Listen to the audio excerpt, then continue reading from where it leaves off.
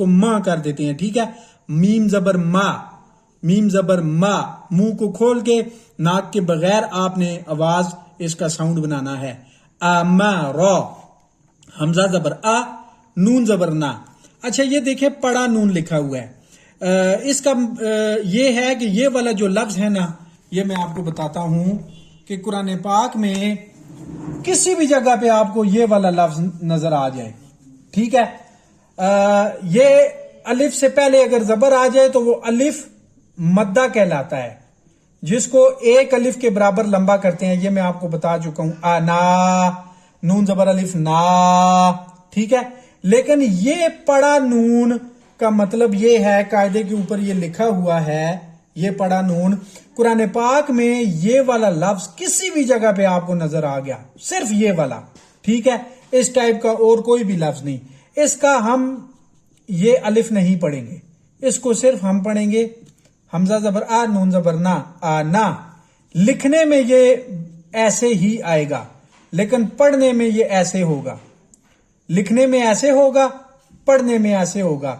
یہ بعض اوقات قرآن پاک میں اور بھی بہت سے الفاظ ہیں جو لکھنے کے لحاظ سے اور طرح ہوتے ہیں, پڑھنے کے لحاظ سے اور طرح ہوتے ہیں. اس لیے آپ نے اس کو یاد رکھنا ہے. لکھنے کے لحاظ سے یہ ایسے ہوگا, پڑھنے کے حساب سے یہ ایسے ہوگا. تو ہم اس کو پڑھیں گے حمزہ زبر آ, نون زبر نا, آنا. یہ جی با زبر با, خوا زیر خی. آپ نے وہ لیسن نمبر 2 میں جو حروف تہجی کو آپس میں ملانے والا لیسن آپ نے پڑھا ہوا ہے نا, یہ والا. تو اس لیسن کی اگر آپ کی پریکٹس اچھی ہوگی نا تو آپ کو پتہ لگ جائے گا کہ کون سا الفاظ لکھا ہوا ہے. با زبر با, خوا زیر خی, با خی, لام زبر لا, با خی لا. با زبر با, را زبر را, با را, را زبر را, با را را. تا دو زیر تن, با را را تن. تنوین پر جو غنہ کریں گے کم از کم ایک الف کے مقدار کریں گے.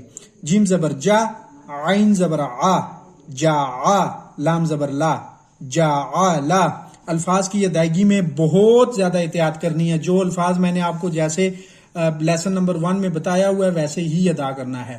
جیم زبر جا, میم زبر ما, جا ما, عین زبر آ, جا ما آ. ہا زبر ہا, سین زبر سا, ہا سا. دال زبر دا, ہا سا دا. ہا زبر ہا, شین زبر شا, ہا شا. را زبر را, ہا شا را. خوا زبر خوا, شین زیر شی, خواشی. یا